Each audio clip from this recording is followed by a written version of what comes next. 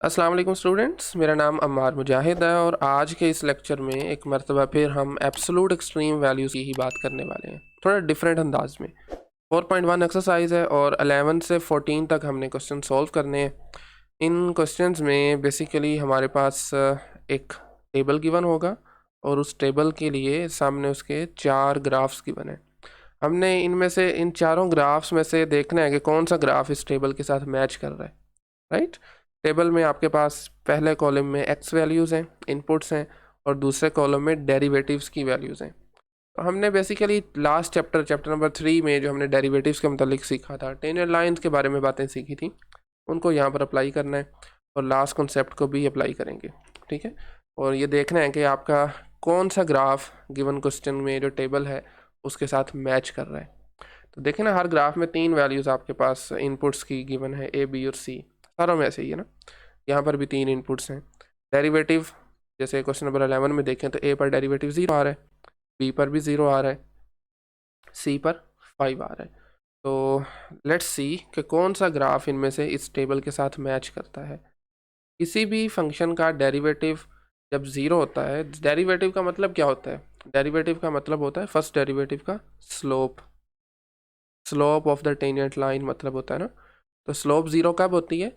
जब आपकी tangent line उस पॉइंट पर हॉरिजॉन्टल बने, ठीक है। पहले थोड़ा सा मैं आपको स्लोप का बता देता हूँ। देखें, 3 तरह से हम इसको देख सकते हैं बेसिकली। अगर आपकी लाइन हॉरिजॉन्टल बन रही है, ये इसकी स्लोप 0 होगी, क्योंकि स्लोप का फॉर्मूला मैं यहाँ पर लिख देता हूँ, that is basically rise over run, ठीक है, यानी vertical change over horizontal change. तो जो भी इसका आंसर बनेगा वो बेसिकली स्लोप को रिप्रेजेंट करता है। अब देखें, आपके पास जो एक हॉरिजॉन्टल लाइन है, इसके अंदर राइज है ही नहीं ना, आप ऊपर की तरफ नहीं जा रहे, वर्टिकली आप कोई भी डिस्टेंस जो है वो तय नहीं कर रहे। तो इस वजह से राइज 0 है, रन जितना मर्जी हो आंसर 0 ही बनेगा। अच्छा, इसी तरह से नेक्स्ट आपकी जो टेंजेंट लाइन है वो कुछ इस तरह से हो सकती है। सॉरी, मैं स्ट्रेट लाइन यहाँ पर लगाने लगा हूँ जी। कुछ इस तरह से। अच्छा, इस सूरत में आपकी जो स्लोप आएगी, यानी m से हम इसको रिप्रेजेंट करते हैं, इसकी 0 थी, इस सूरत में वो ग्रेटर देन 0 होगी, यानी पॉजिटिव होगी। क्योंकि इसका तरीका कार क्या है, क्योंकि इंक्रीज़ कर रहा है ना। आप इसको इस तरह से भी देख सकते हैं, राइज ओवर रन करेंगे तो आंसर इसका पॉजिटिव आएगा। फ्रॉम लेफ़्ट टू राइट, ऊपर की तरफ जा रही है, ठीक है, राइज ओवर रन, तो इस रेशियो का आंसर पॉजिटिव आएगा। इसी तरह से थर्ड केस ये हो सकता है कि कुछ इस तरह से, इसका जो आंसर आएगा यानी इसकी जो स्लोप हम कह लें वो लेस देन 0 होगी, क्योंकि इसमें राइज नहीं है। आप किसी भी इंटरवल के अंदर देखेंगे ना, तो इनफैक्ट डिक्लाइन होगा वो और रन होगा, तो इसकी वजह से फिर एक नेगेटिव साइन बन जाता है। तो इस तरह की जो लाइन बनेगी, उस लाइन पर स्लोप नेगेटिव, और ये जो आपको लाइन नज़र आ रही है इंक्रीज़ कर रही है, इसकी स्लोप पॉजिटिव, और हॉरिजॉन्टल लाइन की स्लोप 0। इन तीनों कॉन्सेप्ट्स को यूज़ करते हुए हमने आज का सारा काम करना है, ठीक है। वापस आ जाए अपने क्वेश्चन पे। वो कह रहे जी ए पर डेरिवेटिव 0 यानी स्लोप उसकी 0 है, टेंजेंट लाइन हॉरिजॉन्टल बनेगी, बी पर भी 0 है। तो देख लें इनमें से कौन से ऐसे ग्राफ्स नज़र आ रहे हैं जहाँ पर ए और बी पे 0 0। पहले ए और बी की बात करते हैं, फिर सी पे आएंगे। अच्छा, ए वाले को बात करें ना, तो जनाब इसकी ए पर और बी पर स्लोप एग्जिस्ट ही नहीं करती, इसका डेरिवेटिव एग्जिस्ट नहीं करता, क्योंकि ये कॉर्नर बन रहा है। कॉर्नर पर आपकी infinitely many tangent line plot हो सकती हैं, ठीक है। तो इसलिए जनाब ये पार्ट इस टेबल के लिए मैच नहीं करेगा। ओके, बी पे आ जाएं। अच्छा, बी पे ना पॉइंट ए पर देखें तो यस, टेंजेंट लाइन आपकी हॉरिजॉन्टल ही बनेगी, बिल्कुल जी, अभी तक तो ठीक है बात। बी पर, ए पर तो हॉरिजॉन्टल थी, बी पर भी हॉरिजॉन्टल बनेगी, टेंजेंट लाइन आपकी हॉरिजॉन्टल बनेगी, और हॉरिजॉन्टल लाइन की ये डेरिवेटिव कह लें या स्लोप 0 होती है। क्रिटिकल पॉइंट भी लास्ट लेक्चर में हमने कहा था, ठीक है। लेकिन सी पर जब आप आते हैं ना, तो सी पर इसकी टेंजेंट लाइन कुछ इस तरह से होती है, और इसकी स्लोप आपको अभी बताया है नेगेटिव होगी, क्योंकि ये डिक्रीज़ कर रही है ना।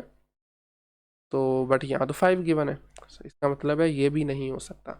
अगर चाहे दो चीज़ें इसमें मैच कर गई थी, ए और बी पर स्लोप 0 है, डेरिवेटिव क्या नहीं 0 है, बट सी पर वो नेगेटिव होगा, लेकिन यहाँ पर 5 गिवन है। सी पार्ट पे आ जाए।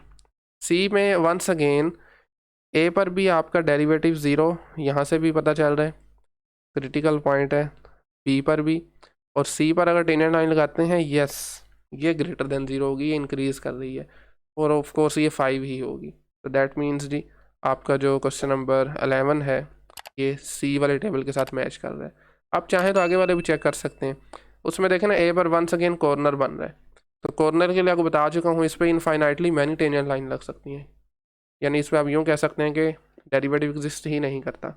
ठीक है, तो ये भी नहीं होगा इसका आंसर। ठीक है, तो क्वेश्चन नंबर 11 के लिए सी वाला टेबल इसके साथ मैच कर रहा है।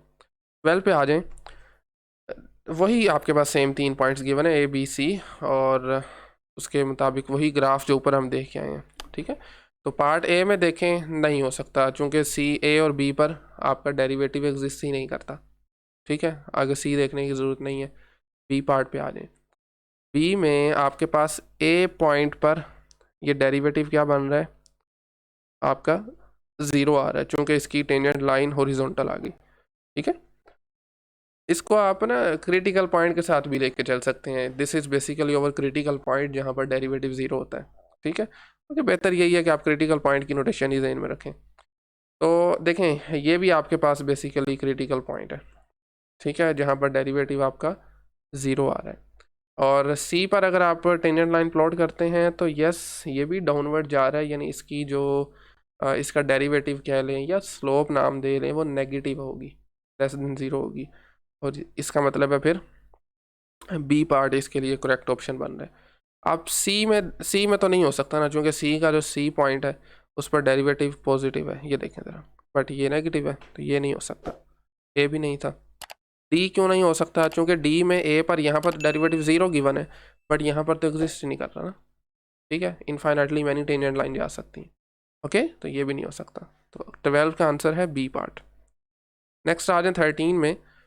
13 में वो कह रहा है जी ए पर limit exist, sorry derivative exist नहीं करता। तो डेरिवेटिव पार्ट ए में तो बिल्कुल एग्जिस्ट नहीं कर रहा जी, अभी तक तो ठीक है। पार्ट ए के लिए तो ये बात ठीक है, बट यहाँ पर है बी पे 0, यहाँ पर बी पर भी एग्जिस्ट नहीं करता डेरिवेटिव, चूँकि टेंजेंट लाइंस की कोई लिमिट ही नहीं है। आप इनफाइनाइटली मैनी टेंजेंट लाइन यहाँ पर प्लॉट कर सकते हैं। ये कॉर्नर आ रहा है, कॉर्नर पे कभी भी आपका डेरिवेटिव एग्जिस्ट नहीं करेगा। ठीक है, बी पार्ट पे आ जाएं, बी भी नहीं करेगा, क्योंकि यहाँ पर गिवन है derivative does not exist, but यहाँ पर डेरिवेटिव एग्जिस्ट कर रहा है और ये 0 होगा। सी पे आ जाएं, सी भी नहीं हो सकता ना, क्योंकि सी में भी ए पार्ट पे आपका डेरिवेटिव एग्जिस्ट कर रहा है, बट यहाँ पर है नहीं कर रहा। डी पे आ जाएं, तो डी में आपके पास ए पर डेरिवेटिव एग्जिस्ट नहीं कर रहा। ठीक है, नहीं कर रहा। बी पर 0 है, यस 0 है, क्योंकि आपके पास ये एक क्रिटिकल पॉइंट है। क्रिटिकल पॉइंट कौन सा, जहाँ पर डेरिवेटिव 0 हो रहा है। देखिए, अगरचे क्रिटिकल पॉइंट ये भी होता है जहाँ पर डेरिवेटिव एग्जिस्ट नहीं करता। ठीक है, इसलिए आपने इस बारे में थोड़ा सा केयरफुल है ना। आप स्लोप वाली नोटेशन भी यूज़ कर सकते हैं अगर आपको कन्फ्यूजन हो रही है तो, राइट। तो बहरहाल इसका मतलब है कि ये टेंजेंट लाइन हॉरिजॉन्टल होगी और डेरिवेटिव 0 है। ठीक बात है। सी पे नेगेटिव में है, और यस यहाँ से भी नेगेटिव में ही होगा। ये देखिए ज़रा, सी पर टेंजेंट लाइन प्लॉट की, ये आपके पास लेस देन 0 होगी, विच वुड बी -2। तो यस, यही इसका आंसर है। क्वेश्चन नंबर 13 जो है वो डी पार्ट के साथ मैच कर रहा है। चलें, आज का लास्ट क्वेश्चन है 14, और 14 में जी ए पर भी एग्जिस्ट नहीं कर रहा डेरिवेटिव, बी पर भी नहीं कर रहा, सी पर नेगेटिव में आंसर आ रहा है। तो क्या ख्याल है, पार्ट ए को ही अगर आप देखें तो ए पार्ट का जो ए पॉइंट है डेरिवेटिव एग्जिस्ट नहीं कर रहा, क्योंकि ये कॉर्नर आ गया। बी पर भी नहीं कर रहा, फिर से कॉर्नर आ गया। जबकि सी पर अगर मैं यहाँ पर टेंजेंट लाइन प्लॉट करूँ तो वो कुछ इस तरह से बनेगी। ओके, एक मिनट ज़रा, ये देखिए ज़रा, बिल्कुल ये वाली आपके पास सी पर टेंजेंट लाइन बन रही है और यस डाउनवर्ड जा रही है। दैट मीन्स इस पॉइंट पर इसका डेरिवेटिव कह लें या स्लोप कह लें, दिस इज़, या मुझे सी लिखना चाहिए, sorry, this is less than 0, और यहाँ पर भी लेस देन 0 ही गिवन है, -1.7। इसका मतलब है जी ये सी पार्ट जो है वो, सॉरी ए पार्ट क्वेश्चन नंबर 14 के लिए सूटेबल है। आप बाकी चाहें तो देख सकते हैं, जैसे देखें ना, यहाँ पर डज नॉट एग्जिस्ट है, बट यहाँ पर एग्जिस्ट कर रही है, तो ये भी नहीं हो सकता। सी पार्ट में भी ए पर लिमिट एग्जिस्ट कर रही, डेरिवेटिव एग्जिस्ट कर रहा है, ये भी नहीं हो सकता। डी पार्ट में ए पर तो नहीं कर रहा, बट बी पर कर रहा है, यहाँ पर बी पर भी नहीं कर रहा ना, तो यहाँ पर बी पर डेरिवेटिव एग्जिस्ट कर रहा है और उसका आंसर 0 है, तो ये भी नहीं हो सकता, राइट। तो इसका मतलब है 14 के लिए फिर ए पार्ट ही सूटेबल है। ए पार्ट जो है वो 14 वाले टेबल के साथ मैच कर रहा है। तो मेरे ख्याल में आज के लिए इतना ही काफ़ी है। नेक्स्ट लेक्चर में हम कुछ फर्दर क्वेश्चन सॉल्व करेंगे, और लास्ट लेक्चर में हमने जो एक क्राइटेरिया सीखा था किसी भी फंक्शन के लिए, किसी कर्व के लिए आप कह सकते हैं, किसी इंटरवल के अंदर एब्सोलूट एक्सट्रीम वैल्यूज़ फाइंड करने का, उसे अप्लाई करेंगे। तो अगर आज के लेक्चर से मतलब कहीं से कोई क्वेश्चन क्यूरी है तो आप कमेंट सेक्शन में पूछ सकते हैं। Otherwise thank you very much.